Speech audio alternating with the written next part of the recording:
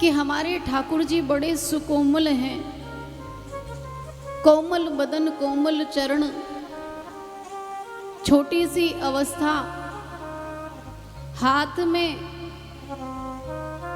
लकुटिया लेकर के पीतांबरी ओढ़ करके ग्वाल वालों के साथ गैया चराते हैं। ध्यान से सुनना मैया, जो सच में चाहते हैं कि ठाकुर जी से हमें प्रेम हो जाए तो कथा इसी तरह सुननी चाहिए जैसे ये बालक सुन रहा है। वो बालक बड़े ध्यान से कथा सुन रहा है। कथा में बताया जा रहा है कि वो नन्हा सा मेरा गोपाल, मेरा गिरधर, मेरा कन्हैया नित्य नंगे पैर गैया चराने जाता है ग्वाल वालों के साथ। 4 दिन से कथा सुन रहा था। ठाकुर जी के प्रति इतना प्रेम हो गया,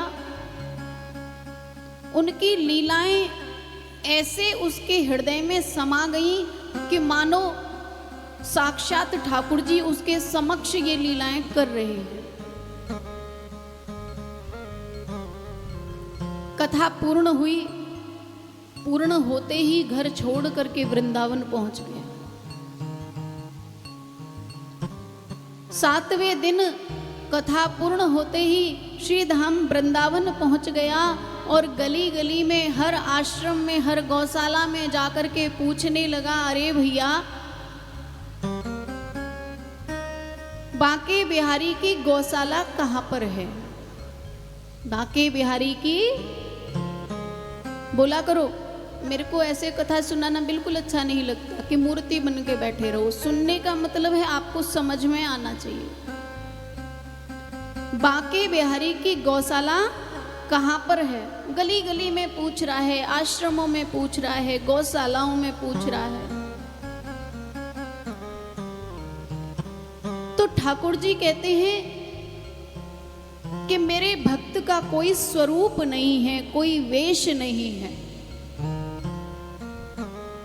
भक्त तो हृदय से बना जाता है। जिसके हृदय में निश्चल भाव होगा, निश्चल होगा, वो कपट नहीं होगा, छल नहीं होगा, वो भक्त है, संत है।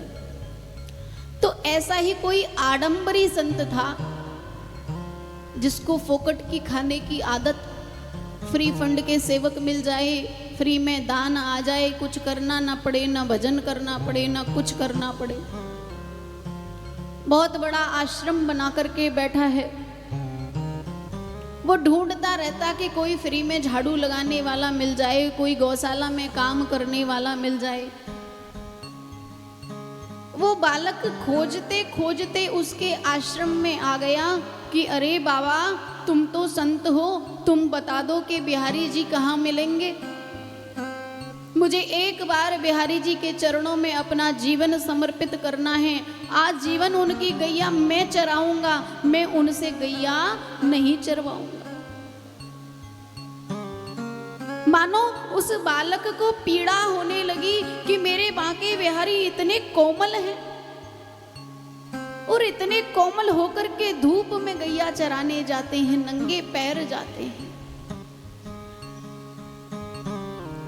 अब तो वो बाबा ने समझ लिया ये तो बावरा है, कलयुग में कोई बिहारी जी मिलते हैं?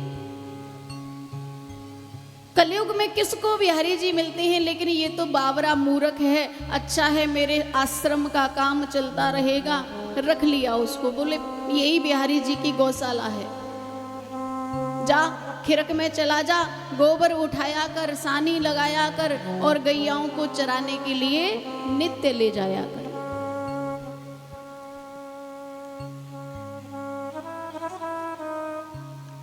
बैठ गया गैयाओं के बीच में और प्रार्थना करने लगा कि आज के बाद मैं संसार के जीवन में प्रवेश नहीं करूंगा। बिहारी जी, तेरी इन गायों की मैं सेवा करूंगा, तू आराम से मंदिर में बैठ करके अपने भक्तों की रक्षण कर। सुबह जाता, चारा खिलाता गायों को,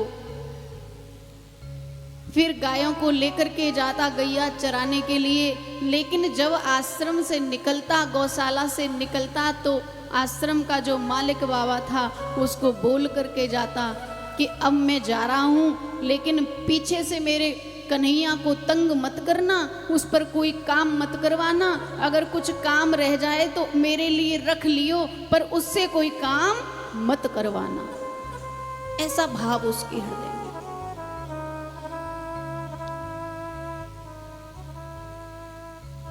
15 दिन बाद महीने में हर बार एकादशी आती है। आज एकादशी का दिन है। बाबा ने भोजन की व्यवस्था नहीं की तो भोजन नहीं भिजवाया। आज जंगल में जैसे कि ग्वारिया को रोटी देने जाते हैं, नहीं भिजवाया भोजन।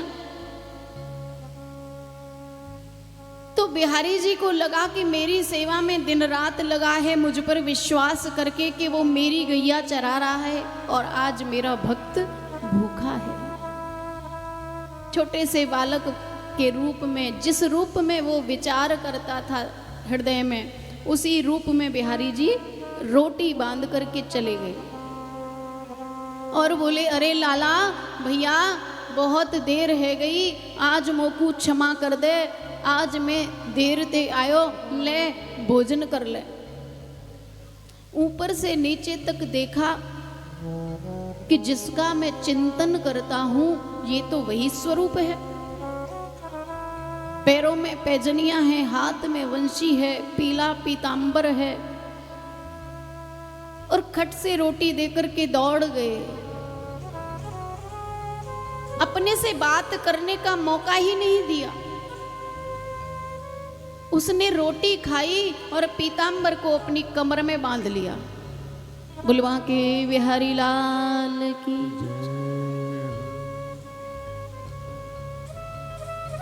लौट करके आया और आकर के खिरक में नहीं गया। आज बाबा की छाती पर चढ़ गया, आकर के गुस्सा करने लगा, अरे मैंने तुमको बोला था कि जो भी काम हो मुझसे कहना, तुम्हारे पास कोई नहीं था तो मेरे लिए भोजन मत भेजते, लेकिन क्या जरूरत थी मेरे बिहारी जी को कष्ट दिया।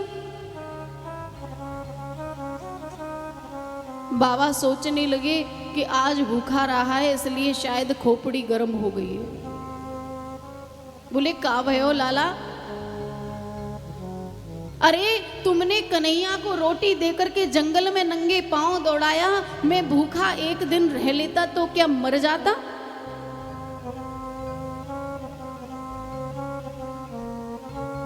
बाबा सोचने लगे, भूख के मारे शायद पगला गयो है, बिहारी जी काऊ को रोटी देवे जा सके। बोले, तो पे का सबूत है कि तोकू बिहारी जी रोटी देवे को गए? कलयुग है ना, भ्रम जल्दी आता है मन में, बुरे विचार जल्दी आते हैं, कलयुग का प्रभाव। कहने लगे कि देखो ये मेरी कमर में बिहारी जी का पीतांबर बंधा है, और जैसे ही बाबा ने देखा कि ये पीतांबर तो मैंने सुबह ठाकुर जी को धारण कराया था, ये तो वही पीतांबर है। अब तो बाबा समझ गए कि ये कोई मूर्ख बालक नहीं है, ये कोई बाबरा नहीं है, ये तो बिहारी जी के लिए बाबरा है, ये तो ठाकुर जी का दीवाना है। उससे हाथ जोड़ करके क्षमा मांगी और कहा, भैया आज से तू गैया नहीं चराएगा, मैं गैया के लिए और सेवक रख दूंगा, आज से तू बिहारी जी के मंदिर की चौकीदारी करे। कथा सुनते सुनते मन में ऐसा भाव लाया करो कि हे नाथ, जैसी अपने भक्तों पर कृपा करी ऐसी कृपा हम पर भी कभी करना।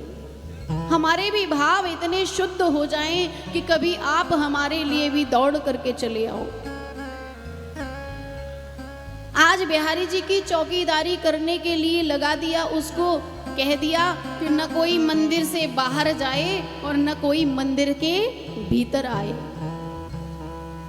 बिहारी जी की देरी पर बिठा दिया उसको कि भीतर से कोई बाहर न जाए और बाहर से कोई भीतर न जाए। कौन कौन वृंदावन गए हो? गए हो? बुलवा के बिहारी लाल की।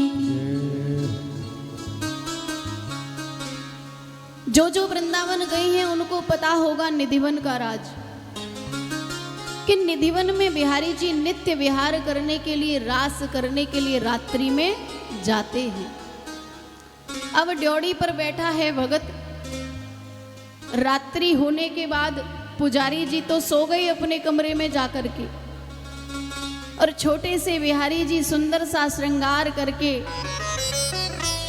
द्वार बंद है मंदिर का, बंद द्वार में से छोटे से बालक के रूप में बिहारी जी निकल के चले गए। वो देखते देखते पीछे पीछे गया और निधिवन के द्वार पर रुक गया। रात्रि भर विहार किया, रास किया, और सुबह के पहर में 4 बजे बिहारी जी लौट करके आए और बंद द्वार में से प्रवेश कर गए। बोल वहां के बिहारी लाल की जय। ऐसी लीला जब उसने देखी, नेत्र बंद करके ध्यान किया, अरे ये तो वही है जिसका मैं चिंतन करता हूं।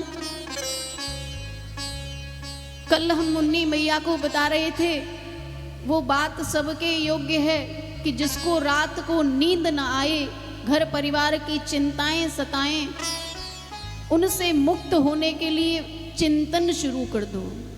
भगवान का चिंतन करो, अपने आप नींद आएगी, अपने आप बेचैनी दूर हो जाएगी। 2 मिनट।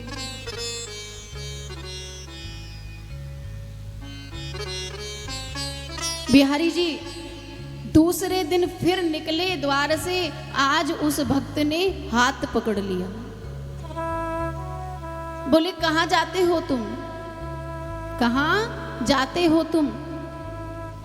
हाथ पकड़ लिया, मुस्कुराने लगे कन्हैया, अरे भैया मैं जे तो ना बता सकूं कहां जाता हूं, पर तू चल मेरे संग। ले गए उसको साथ में। कहा द्वार पे ही खड़े हो जाओ, द्वार की चौकीदारी तुम्हें मिली है। बोले नहीं, हमें द्वार की चौकीदारी नहीं मिली, हमें तुम्हारी चौकीदारी मिली है कि तुम रात्रि में जाते कहाँ हो, हमें आज ये देखना है। कितनी बड़ी भक्ति प्राप्त हुई। निधिवन में आज भी कोई प्रवेश करे तो देख नहीं सकता है, अंधा हो जाएगा या पागल हो जाएगा।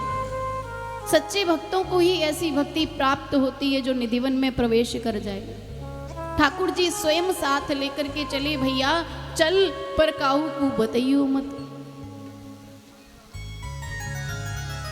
भीतर गए, एक कोने में बैठ गए और जाकर के देखते हैं कि ठाकुर जी राधा रानी के साथ और सखियों के साथ खूब झूम झूम करके नृत्य कर रहे हैं। और इतना नृत्य कर रहे हैं कि नृत्य करते करते उनके गलहार टूट गए, पैरों के घुंघरू टूट गए, सब कुछ आभूषण बिखर गए। और ज्यों-ज्यों आभूषण बिखरते जाएं, उनके नृत्य को देख करके मगन हो गया। अपनी झोली को खोला और एक एक घुंघरू को बीन करके, एक एक पुष्प को, आभूषण को बीन करके अपनी झोली में भर लिया और दौड़ करके अपने ठाकुर जी को लेकर के सुबह के पहर में वहीं आकर के खड़ा हो गया। बिहारी जी भीतर प्रवेश कर गए। 4 बजे सुबह के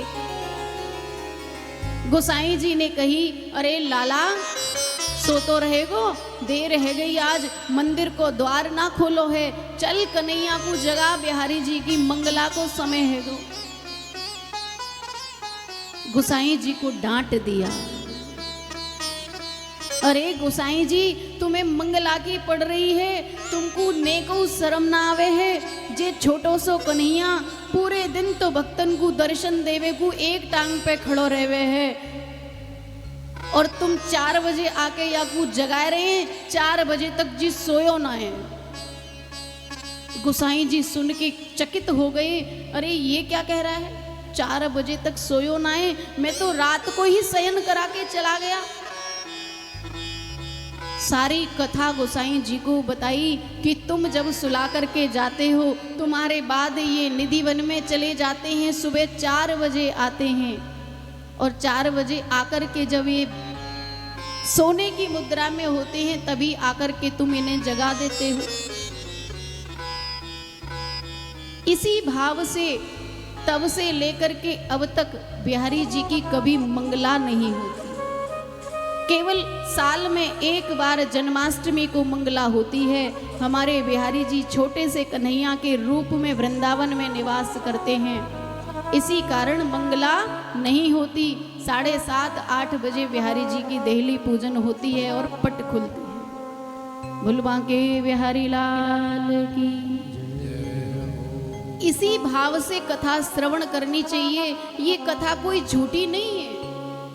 जो लोग समझते हैं, कुछ माताएं कुछ भाई लोग ऐसा समझते हैं कि आडंबर है सब।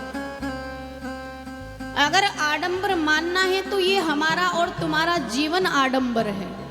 बाकी ठाकुर जी की कथा सत्य है और नित्य है। इसी भाव में राधा रानी के चरणों में एक हाजिरी लगाएंगे।